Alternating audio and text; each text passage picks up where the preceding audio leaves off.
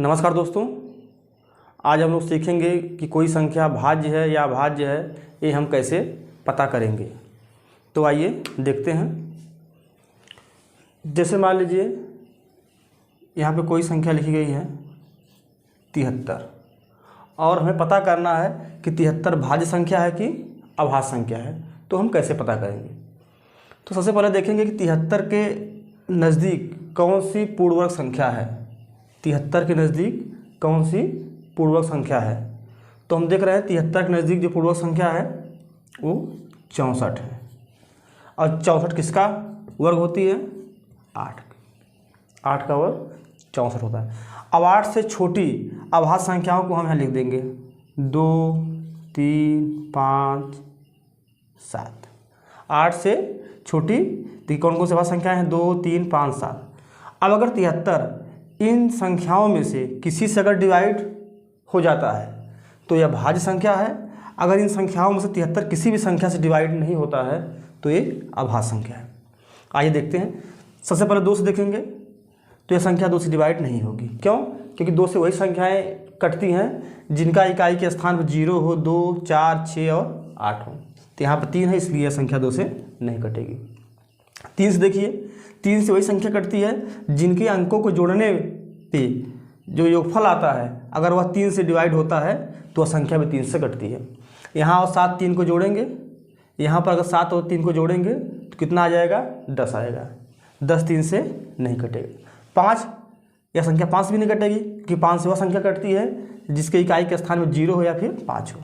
7 देख लीजिए, 7 दहाम 70, 7 से भी नहीं कटेगी। इसलिए 73 कहीं संख्या है? अभाज्य संख्या है।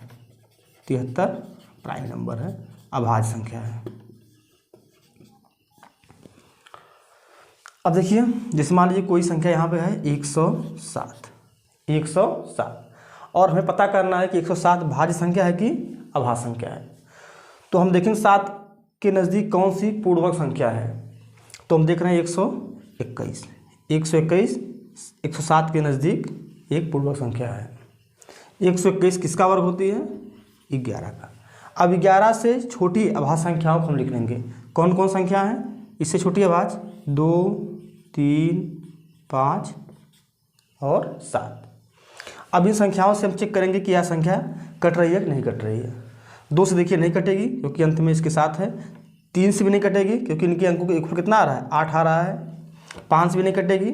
और 7 से देखिए, 7 एक नम 7, 3 7 37, 7 5 35, 7 से भी नहीं कटेगी। तो ये भी संख्या कैसी है? अभाज्य संख्या है, अभाज्य है। आइए एक संख्या और लेते हैं। जैसे मान लीजिए कोई संख्या यहाँ पे है 191। अब हमें बताना है कि यह संख्या भाज्य है कि अभाज्य है। तो सबसे पहले हम देखेंगे कि इसके नज़दीक कौन सी पूर्णवर्ग संख्या है। तो हम देख रहे हैं इसके नज़दीक जो पूर्णवर्ग संख्या है वो है 196। 196 किसका वर्ग होती है? 14 का। अब 14 से छोटी अभाज्य संख्याओं को हम यहाँ पर लिख लेंगे। कौन कौन सी अभाज्य संख्याओं की? 2, 3, 5, 7, 11 और 13।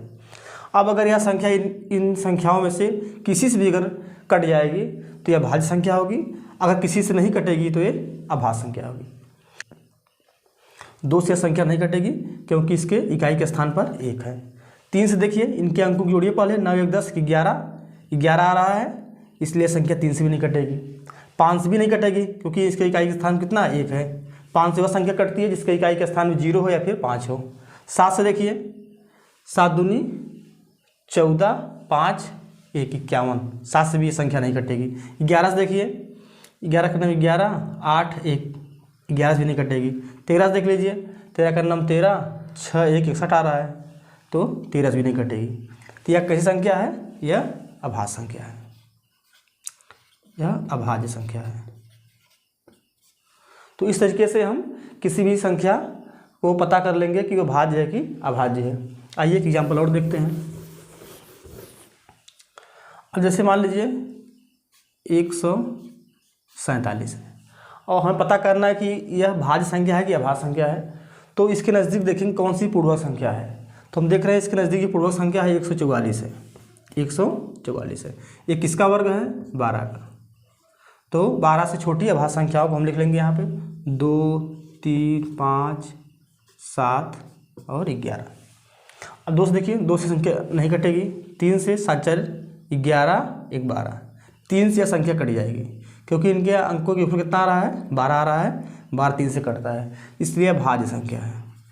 कई संख्या है भाज्य संख्या है क्योंकि संख्या 3 से कट जाएगी। तो इस तरीके से हम किसी भी संख्या को पता कर सकते हैं कि वह संख्या भाज्य है कि अभाज्य है। उम्मीद करते हैं आप लोगों को यह चीज़ समझ में आ गई होंगी।